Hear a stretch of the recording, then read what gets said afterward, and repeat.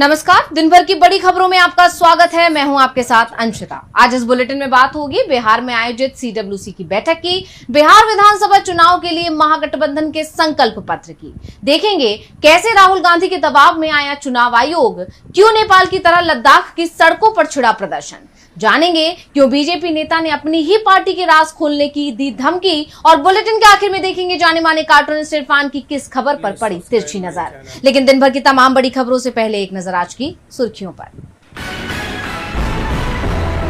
Karnataka high court ने खारिज की एक्स की याचिका, कहा करना होगा भारत के कानूनों का पालन। एक्स ने केंद्र के फैसले के खिलाफ दायर की थी याचिका।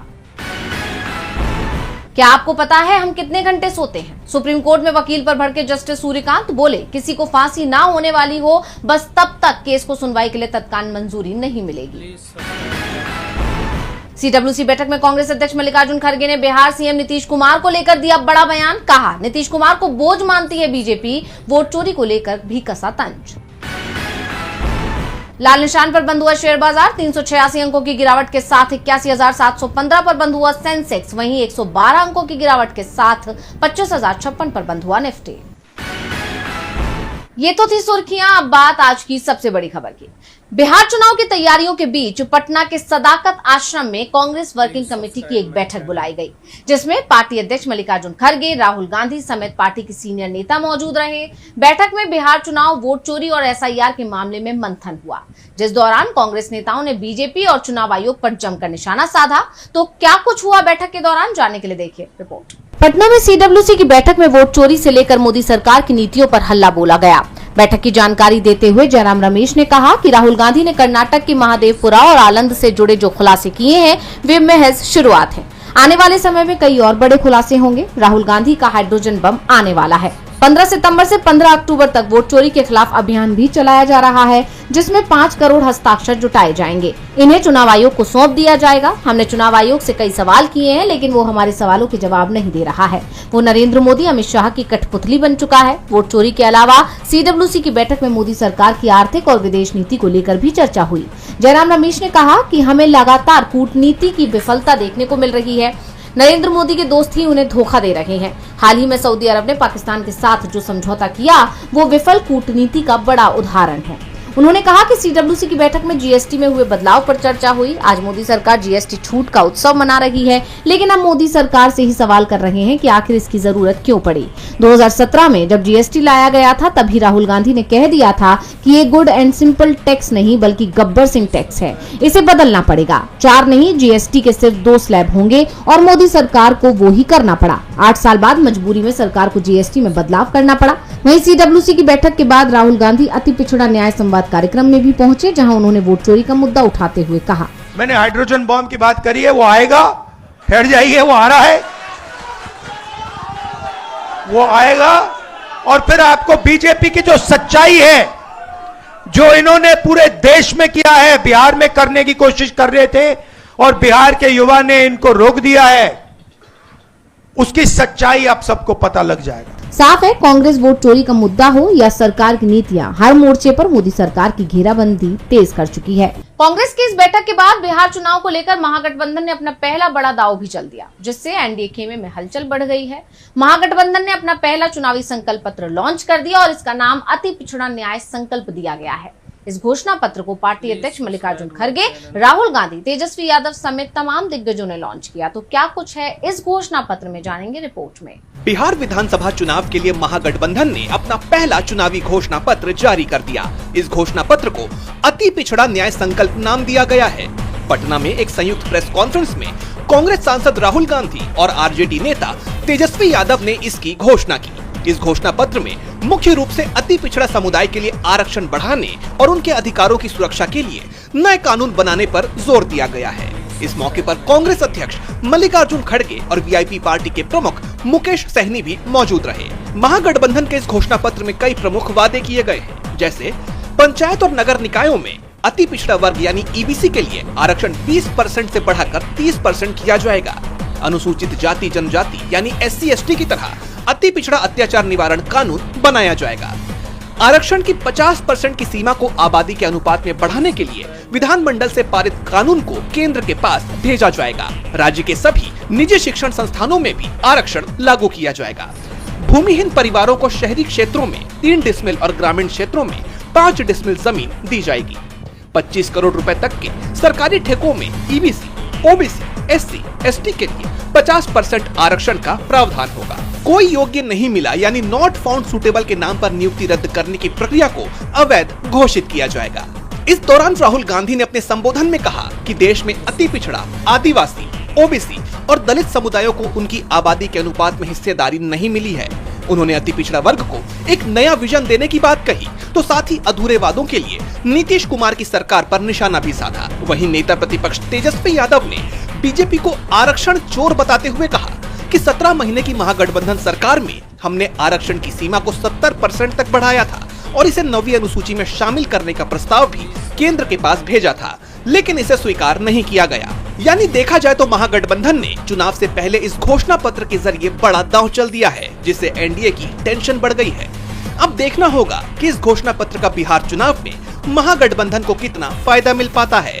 महागठबंधन ने बिहार चुनाव के लिए अपनी कमर कस ली है। चुनावी घोषणाएं हो या फिर वोट चोरी पर हमला, महागठबंधन की तरफ से हर मुद्दे को उठाया जा रहा है। वोट चोरी अभियान का असर भी दिख रहा है। चुनाव आयोग ने राहुल गांधी के सवालों का जवाब तो नहीं दिया, लेकिन राहुल गांधी ने जो मुद्दा उठाया उस पर एक्शन जरूर ले लिया है। और क्या है पूरी खबर, जानेंगे रिपोर्ट में। कांग्रेस सांसद राहुल गांधी ने चुनाव आयोग पर गंभीर आरोप लगाते हुए कर्नाटक के आलंद विधानसभा क्षेत्र में 2023 चुनावों से पहले बड़े पैमाने पर वोटर लिस्ट से नाम हटाने की साजिश का दावा किया था। अब उनकी यही बात सही साबित हुई है। चुनाव आयोग ने ऑनलाइन वोटर डिलीशन के लिए आधार से लिंक मोबाइल नंबर और ई-साइन वेरिफिकेशन अनिवार्य कर दिया है। आयोग का फैसला राहुल गांधी के 7 दिन वाले अल्टीमेटम के बाद आया है। अब इसे लेकर राहुल गांधी ने एक पोस्ट कर मुख्य चुनाव आयुक्त से सवाल पूछा है। राहुल ने लिखा, ज्ञानेश जी, हमने चोरी पकड़ी तब आपको ताला लगाना याद आया, अब चोरों को भी पकड़ेंगे, तो बताइए सीआईडी को सबूत कब दे रहे हैं आप। दरअसल चुनाव आयोग के इस फैसले को राहुल गांधी की बड़ी जीत के तौर पर देखा जा रहा है और माना जा रहा है कि कहीं न कहीं चुनाव आयोग राहुल गांधी के 7 दिन वाले अल्टीमेटम के दबाव में आ गया था, इसलिए उसने आनन फानन में ये फैसला लिया है। दरअसल कर्नाटक सीआईडी की जांच में सामने आया कि 2023 में 100 से ज्यादा नकली सिम कार्ड्स का इस्तेमाल कर वोटर डिलीशन के फर्जी आवेदन दाखिल किए गए थे। द इंडियन एक्सप्रेस की रिपोर्ट के मुताबिक 6000 से ज्यादा संदिग्ध डिलीशन आवेदनों में सॉफ्टवेयर और बाहरी मोबाइल नंबरों का इस्तेमाल हुआ। ये पहली बार है जब वोटर डिलीशन में साइबर क्राइम की पुष्टि हुई है। अब चुनाव आयोग भले ही इसे चुनाव प्रक्रिया में एक सुधार की औपचारिक प्रक्रिया बताएगा, लेकिन सवाल ये है कि ये फैसला लेने के लिए उसे राहुल गांधी के खुलासे और अल्टीमेटम का इंतजार क्यों करना पड़ा। चुनाव आयोग राहुल गांधी के दबाव में दिखाई दे रहा है। वैसे टेंशन में तो मोदी सरकार भी है। लद्दाख की सड़कें पड़ोसी देश नेपाल जैसी दिखाई दे रही हैं। भारी संख्या में युवा सड़कों पर उतरकर प्रदर्शन कर रहे हैं। केंद्र शासित प्रदेश लद्दाख को पूर्ण राज्य का दर्जा देने की मांग कर रहे हैं और देखते ही देखते ये प्रदर्शन हिंसक हो गया। सीआरपीएफ के साथ प्रदर्शनकारियों की झड़प हुई और जगह जगह आगजनी भी की गई। तो क्यों लद्दाख की सड़कों पर मचा कोहराम, जानने के लिए देखिए रिपोर्ट। जम्मू कश्मीर के बाद अब लद्दाख में भी केंद्र सरकार के खिलाफ मोर्चा खुल गया है। बड़ी संख्या में युवा सड़कों पर उतरकर अपनी आवाज बुलंद कर रहे हैं। वो लद्दाख को पूर्ण राज्य और संविधान की 6ठी अनुसूची में शामिल करने की मांग कर रहे हैं। पिछले 15 दिन से जलवायु कार्यकर्ता सोनम वांगचुक के नेतृत्व में ये प्रदर्शन हो रहे हैं और अब तक उनकी मांगे पूरी न करने के विरोध में अब प्रदर्शनकारियों ने बंद बुलाया। वांगचुक के समर्थन में लोगों ने रैली निकाली। इस दौरान प्रदर्शन कर रहे छात्रों की पुलिस और सुरक्षा बलों से झड़प हो गई। कई प्रदर्शनकारी घायल हो गए, जिसके बाद उन्होंने बीजेपी ऑफिस को फूंक दिया। पुलिस पर पलटवार किया, यहाँ तक कि सीआरपीएफ की गाड़ी भी फूंक दी गई। प्रदर्शनकारियों की तरफ से केंद्र सरकार के खिलाफ नारे लगाए गए। इस प्रदर्शन को लेकर सोनम वांगचुक ने कहा, मैं कहूँगा हमारे समर्थक से ज्यादा, हालांकि समर्थक पूरा लद्दाख है इस मुद्दे पर लद्दाख के, मगर ये युवा पीढ़ी का बड़ास था, एक तरह का जेनजी रेवोल्यूशन जो कि उनको सड़कों पे लाया। 5 सालों से वो बेरोजगार हैं, एक के बाद एक बहाने करके उन्हें नौकरियों से बाहर रखा जा रहा है और फिर लद्दाख को संरक्षण नहीं दे रहे हैं। वांगचुक ने इस दिन को लद्दाख के लिए दुख का दिन बताते हुए युवाओं से हिंसा रोकने की अपील की। उन्होंने प्रशासन से गोलीबारी रोकने की अपील करते हुए कहा कि हम अपना अनशन तोड़ रहे हैं, प्रदर्शन रोक रहे हैं। हम चाहते हैं कि प्रशासन अपना दबाव छोड़ दे, युवा भी हिंसा रोक दे। हम लद्दाख और देश में अस्थिरता नहीं आने देना चाहते। हालांकि अब ये प्रदर्शन तो खत्म हो गया, लेकिन इस प्रदर्शन के दौरान जिस तरह का नजारा लद्दाख में दिखाई दिया उसने मोदी सरकार को भी चिंता में डाल दिया है। युवाओं के इस प्रदर्शन ने मोदी सरकार को बेचैन कर दिया है। वैसे टेंशन में तो बिहार बीजेपी भी है, क्योंकि अपने ही नेता अब धमकी दे रहे हैं। बिहार चुनाव की तैयारियों के बीच पूर्व केंद्रीय मंत्री राजकुमार सिंह ने राज्य का सियासी पारा हाई कर दिया है। उन्होंने क्षत्रिय समाज से एकजुट होने का आह्वान करते हुए बड़ा बयान दिया और बीजेपी पर जमकर निशाना साधा, उसके राज खोलने तक की धमकी दे डाली है। तो क्या कहा है राजकुमार सिंह ने, जानेंगे रिपोर्ट में। बिहार विधानसभा चुनाव से पहले पूर्व केंद्रीय मंत्री राजकुमार सिंह ने बीजेपी की हलचल बढ़ा दी है। क्षत्रिय कल्याण संगठन के नए कार्यालय के उद्घाटन कार्यक्रम में उन्होंने कहा कि अगर क्षत्रिय समाज अब भी बटा रहा तो आने वाले सालों में उसकी राजनीतिक हैसियत खत्म हो जाएगी, जिसके बाद बवाल तेज हो गया है। उन्होंने बीजेपी पर निशाना साधते हुए कहा कि पार्टी के मंच पर एक भी राजपूत चेहरा नहीं दिखता, हमें बोलने में कोई शर्म नहीं है। सामने वाला अगर जातिवाद करता है तो हमें भी अपने अस्तित्व के लिए लड़ना पड़ेगा। अब क्षत्रिय समाज को भावनात्मक नहीं रणनीतिक वोटर बनना होगा, ऐसा वोटर जो अपनी ताकत पहचानता हो और उसका सही इस्तेमाल करता हो। मैं डंके की चोट पर कहता हूं कि जब मैं पद पर था तो किसी अधिकारी या ठेकेदार को भ्रष्टाचार करने की हिम्मत नहीं हुई। वो डरते थे कि हम भ्रष्टाचार करेंगे तो गर्दन नाप दी जाएगी। राजकुमार सिंह यही नहीं रुके, उन्होंने चेतावनी देते हुए कहा कि अभी हमने कम ही बोला है, मैं गृह सचिव भी रह चुका हूँ, मेरे पास सबका हिसाब है। अगर कोई चू चपड़ करेगा तो सबकी बखिया उधेड़ देंगे। बिहार के लोग भ्रष्ट लोगों को बर्दाश्त नहीं करेंगे। भ्रष्ट और चरित्रहीन नेता धरती पर बोझ है।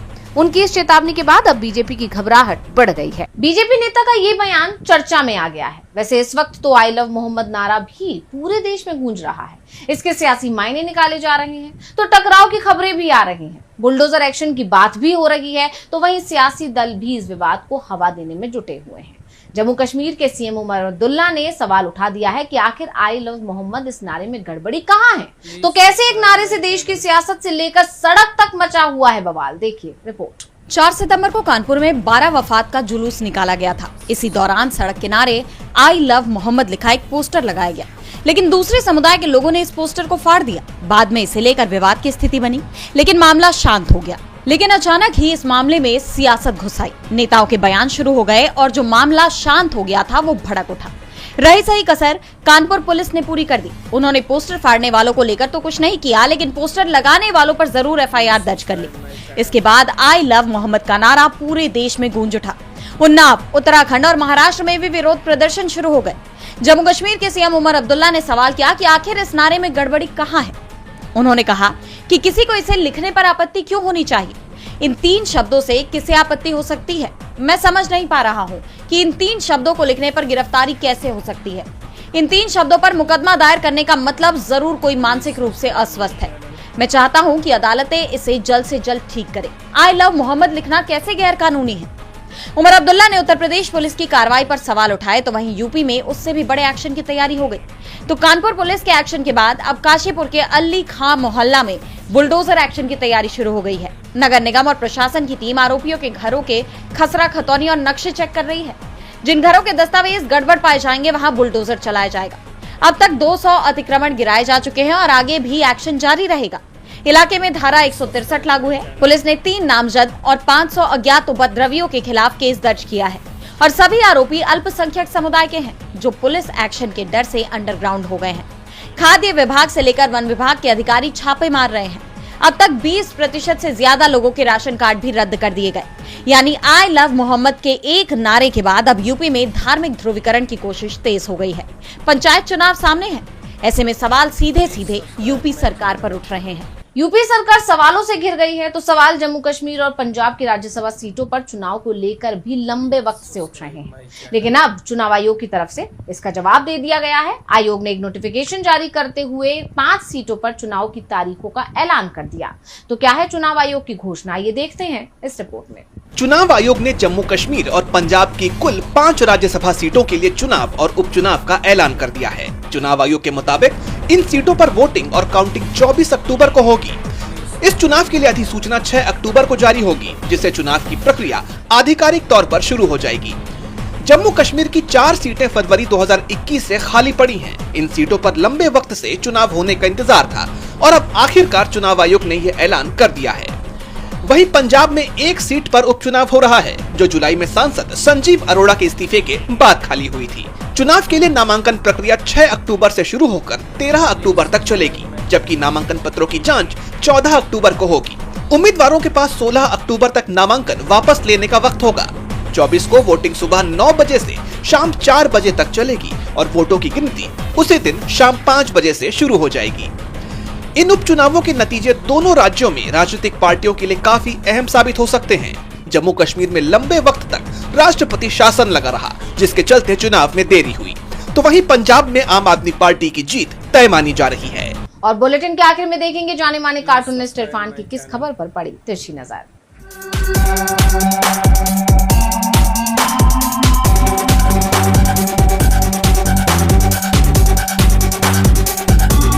पहली बार पता चला कि भारत के अलावा अंतर्राष्ट्रीय स्तर पर बड़ी बड़ी हस्तियां टेलीप्रॉम्प्टर का इस्तेमाल कर रही हैं।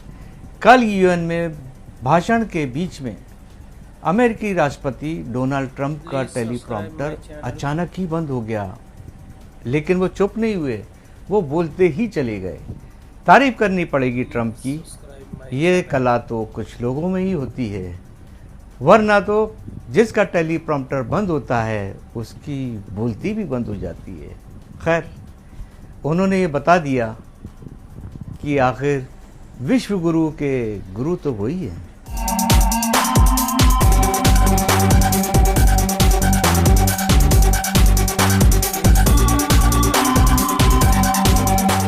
बहुत बहुत शुक्रिया इरफान जी। तो आज इस बुलेटिन में इतना ही। आप देखते रहिए डीवी लाइव और मुझे दीजिए इजाजत। नमस्कार।